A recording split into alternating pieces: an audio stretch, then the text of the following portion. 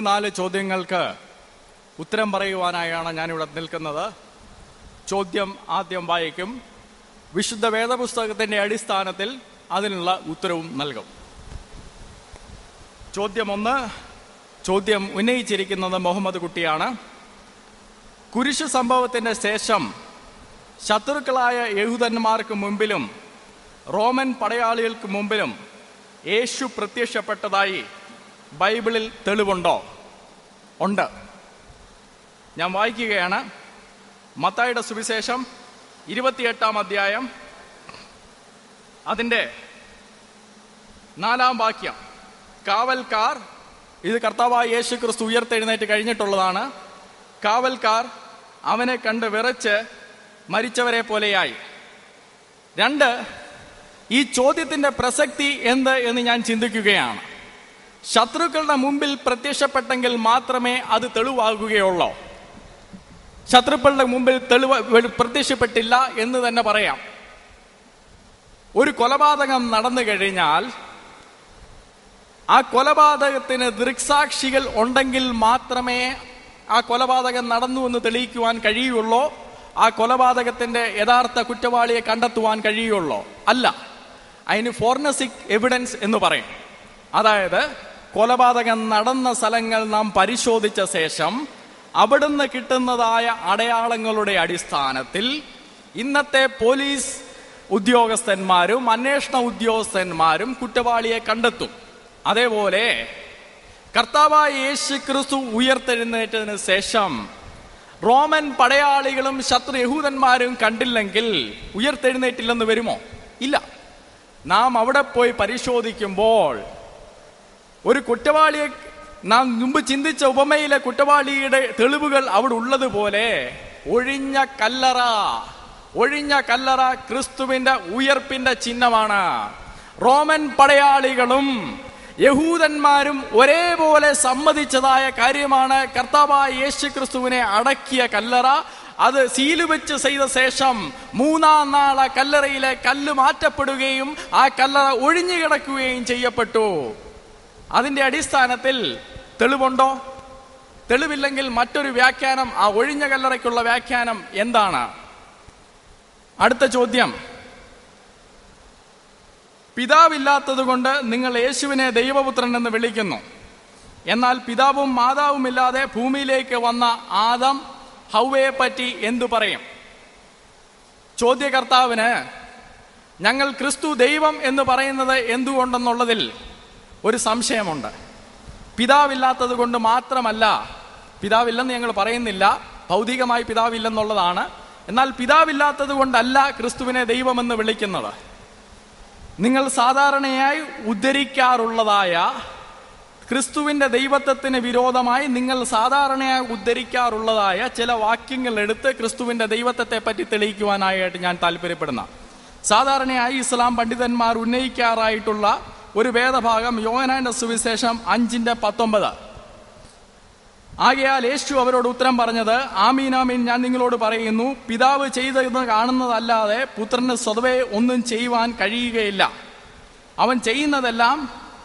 ഈ വാക്ക് ഇവിടെ ഉദ്ധരിച്ച ശേഷം മുസ്ലിം പണ്ഡിതന്മാർ ചോദിക്കാറുണ്ട്, പിതാവ് ചെയ്യുന്നതല്ലാതെ, പിതാവ് ചെയ്യുന്നത് കാണുന്നതല്ലാതെ പുത്രനൊന്നും ചെയ്യുവാൻ കഴിയില്ലെങ്കിൽ പുത്രൻ സർവശക്തനാണോ? ക്രിസ്തു എന്തുകൊണ്ട് ദൈവമാണെന്ന് ഞങ്ങൾ വിശ്വസിക്കുന്നതിന്റെ തെളിവാണ്. തൊട്ടടുത്ത വാക്യത്തിൽ ക്രിസ്തു പറയുന്നു, പിതാവ് ചെയ്യുന്നതൊക്കെയും പുത്രനും പ്രവർത്തിക്കുന്നു. സ്വർഗസ്ഥനായ ദൈവം ചെയ്യുന്നത് ഒക്കെയും എനിക്കും പ്രവർത്തിക്കാം എന്നൊരാൾ പറയുകയാണെങ്കിൽ ആ ആൾ ആരാണ്? അതുകൊണ്ട് മാത്രമല്ല ഞങ്ങൾ ക്രിസ്തുവിനെ ദൈവമെന്ന് വിളിക്കുന്നത്. യോഹന്നാന്റെ സുവിശേഷം 8 വരുമ്പോൾ ചില യഹൂദന്മാർ കർത്താവിനെ അഭിസംബോധന ചെയ്തുകൊണ്ട് സംസാരിക്കുന്ന സമയത്ത് കർത്താവായ യേശു ക്രിസ്തു അവരോട് പറയുന്നത്, അബ്രഹാമിന് മുമ്പേ ഞാൻ ഉണ്ട്. കൊലോസി ലേഖനത്തിൽ നാം വായിക്കുന്നത്, 1-ാം അധ്യായത്തിൽ വായിക്കുന്നത്, അവൻ സർവ്വ സൃഷ്ടിക്കും മുമ്പേ ഉള്ളവനാണ്. എബ്രായ ലേഖനം 1-ാം അധ്യായത്തിലേക്ക് വരുമ്പോൾ പിതാവായ ദൈവം തന്നെ സാക്ഷ്യം പറയുകയാണ്. ആ വേദഭാഗം വായിക്കുകയാണ്. ഒന്നാമത് ഞങ്ങൾ ക്രിസ്തുവിനെ ദൈവമെന്ന് വിളിക്കുന്നത് അവൻ ആദ്യവും അന്തവും ഇല്ലാത്തതായ ക്രിസ്തുവിന്റെ വാക്കുകളിൽ തന്നെ പറഞ്ഞാൽ, വെളിപ്പാട് പുസ്തകം 1-ാം അധ്യായത്തിൽ പറഞ്ഞാൽ അവൻ ആൽഫയും ഒമേഗയുമായിരിക്കുന്നത് കൊണ്ടാണ്. ക്രിസ്തുവിനെ ഞങ്ങൾ ദൈവമെന്ന് വിളിക്കുന്നത് അവൻ ദൈവത്തിന്റെ നേച്ചർ, അവന്റെ പ്രകൃതി അവിടെ ഉള്ളത് കൊണ്ടാണ്, സർവശക്തനായതുകൊണ്ടാണ്. എന്ന് മാത്രമല്ല, എബ്രായ ലേഖനം 1-ാം അധ്യായം ഞാൻ വായിക്കുകയാണ്. പിതാവായ ദൈവം പറയുന്നതാണ്. എബ്രായ ലേഖനം 1-ാം അധ്യായം നിങ്ങളുടെ ശ്രദ്ധയിലേക്ക് ഞാൻ വായിക്കുകയാണ്. പിതാവായ ദൈവം പറയുന്നതാണ്, ദൈവത്തിന്റെ നീ എന്റെ പുത്രൻ, ഞാൻ ഇന്ന് നിന്നെ ധരിപ്പിച്ചിരിക്കുന്നു, ഞാൻ അവന് പിതാവും അവൻ എനിക്ക് പുത്രനുമായിരിക്കുമെന്ന് ദൂതന്മാരിൽ ആരോടെങ്കിലും വല്ലപ്പോഴും അരുളി ചെയ്തിട്ടുണ്ടോ? ആദ്യജാതനെ പിന്നെയും ഭൂതലത്തിലേക്ക് പ്രവേശിക്കുമ്പോൾ ദൈവത്തിന്റെ സകല ദൂതന്മാരും അവനെ നമസ്കരിക്കണം എന്ന് അരുളി ചെയ്തു. ക്രിസ്തുവിനെ ആരാധിക്കുവാൻ പിതാവായ ദൈവം കൽപ്പിച്ചിരിക്കുകയാണ്. സകലരും അവനെ നമസ്കരിപ്പീൻ.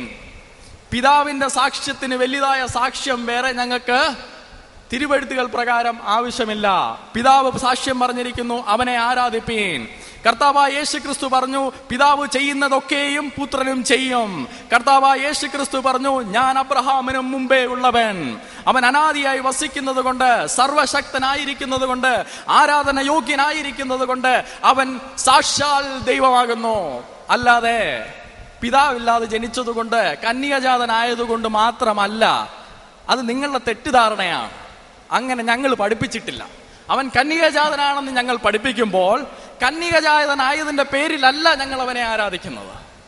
അവനെ ഞങ്ങൾ ആരാധിക്കുന്നത് അവൻ അനാദിയായി വസിക്കുന്നതുകൊണ്ടാണ്. അവനെ ഞങ്ങൾ ആരാധിക്കുന്നത് ഞാൻ ആൽഫയും ഒമേഗയുമാണെന്ന് അവൻ അവകാശപ്പെട്ടത് കൊണ്ടാണ്. അവനെ ഞങ്ങൾ ആരാധിക്കുന്നത് പിതാവ് ഞങ്ങളോട് കൽപ്പിച്ചു, അവനെ ആരാധിപ്പിൻ, അതുകൊണ്ട് ഞങ്ങൾ ആരാധിക്കുന്നു. അവനെ ഞങ്ങൾ ആരാധിക്കുന്നത് അവൻ സർവശക്തൻ, ഞാൻ പിതാവ് ചെയ്യുന്നതൊക്കെയും ഞാനും ചെയ്യുമെന്ന് കൽപ്പിച്ചത് കൊണ്ടാണ്. തെളിവുകളോടാണ് ഞാൻ നിങ്ങളോട് സംസാരിച്ചത്. ഉദ്ധരിച്ച എല്ലാ കാര്യങ്ങൾക്കും വേദപുസ്തകത്തിന്റെ അടിസ്ഥാനത്തിൽ തെളിവുകൾ നൽകിയാണ്. അതുകൊണ്ട് ചോദ്യത്തിന് പ്രസക്തിയില്ല. മൂന്നാമത്തെ ഒരു ചോദ്യം, ദൈവത്തെ സംബന്ധിച്ച് തങ്ങളുടെ അഭിപ്രായം എന്ത്? അതായത് ദൈവം ഒരുവനോ അതോ ഒന്നിലധികം ദൈവമുണ്ടോ? ത്രിയേകത്തെ പറ്റിയുള്ള ഒരു ചോദ്യമാണ് ഇതെന്ന് ഞാൻ അനുമാനിക്കുന്നു. ക്രൈസ്തവരായ ഞങ്ങളോട് നിങ്ങൾ ചോദിക്കുമ്പോൾ ഇത് ത്രിയേകത്തെ പറ്റിയുള്ള ഒരു ചോദ്യമാണ് എന്ന് ഞങ്ങൾ അനുമാനിക്കുകയാണ്. ഇതും നിങ്ങൾ സാധാരണയായി ഉദ്ധരിക്കാറുള്ള വിശുദ്ധ വേദപുസ്തകത്തിലെ ഒരു വാക്യത്തിന്റെ അടിസ്ഥാനത്തിൽ തന്നെ ഞാൻ അങ്ങ് തുടങ്ങുകയാണ്. ആവർത്തന പുസ്തകത്തിൽ നിന്ന് സാധാരണ എല്ലാ മുസ്ലിം പണ്ഡിതന്മാരും ഉദ്ധരിക്കാറുള്ളതായ ഒരു വാക്യമെന്ന് പറയുന്നത്, ഇസ്രായേലേ കേൾക്ക, യഹോവയായ നിന്റെ ദൈവം യഹോവ അവൻ ഏകനാകുന്നു. ഇസ്രായേലേ കേൾക്ക, യഹോവയായ നിന്റെ ദൈവം യഹോവ അവൻ ഏകനാകുന്നു. ഇത്രയും പറഞ്ഞ് മുസ്ലിം സഹോദരന്മാർ സാധാരണ പറയാറുണ്ട് അത് ത്രിയേക ദൈവവിശ്വാസത്തിന് അനുകൂലമായ വാക്യമല്ലെന്ന്. അത് അതിന്റെ അർത്ഥത്തോടുകൂടി നിങ്ങൾക്ക് മനസ്സിലാകാത്തതിന്റെ പ്രശ്നമാണ്. അതിലെ ഓരോ വാക്കുകളും ഞാൻ എടുത്തു പറയുകയാണ്. അവിടെ ദൈവം എന്നുള്ള പദം ഉപയോഗിച്ചിരിക്കുന്നത് എലോഹീം എന്നുള്ള പദമാണ്. എലോഹീം എന്നതിന്റെ തർജ്ജിമ അത് പ്ലൂറലാണ്, അത് ബഹുവചനമാണ്, അല്ലാതെ അത് സിംഗുലർ അല്ല, ഏകവചനമല്ല. എലോഹീം, ഇസ്രായേലേ, എലോഹീം യഹോവ, എലോഹീം യഹോവ, ഏകനെന്നുള്ള പദം എക്കാതെന്നാണ്. എക്കാതെന്നുള്ളതും അത് നാനാത്വത്തിൽ ഏകത്വത്തെ കാണിക്കുന്നതാണ്. ഉദാഹരണം, ആദം ഔവമാർ അവർ ഒന്നായി തീർന്നു എന്ന് പറയുമ്പോൾ അത് എക്കാതാണ്. എന്നാൽ മറ്റൊരു പദം ഹീബ്രുവിലുണ്ട്, അത് യാക്കീദ് എന്നാണ്. യാക്കീദ് എന്നുള്ള പദത്തിന്റെ അർത്ഥം അത് ന്യൂമറിക്കൽ വണ്ണസ് ആണ്. അതായത് ഏകൻ